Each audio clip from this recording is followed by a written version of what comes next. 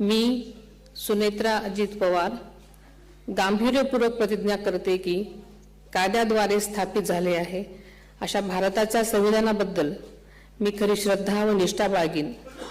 मी भारताची सार्वभौमता व एकात्मता उन्नत राखीन। मी महाराष्ट्र राज्याची उपमुख्यमंत्री म्हणून माझी कामे निष्ठापूर्वक व ससद्विवेक बुद्धीने पार पाडेन आणि संविधान व कायदा यानुसार सर्व तऱ्हेच्या लोकांना मी गांभीर्यपणे व निपक्षपातीपणे तसेच कोणाच्याही विषयी ममत्वभाव किंवा आकस न बाळगता न्याय वागणूक देईन।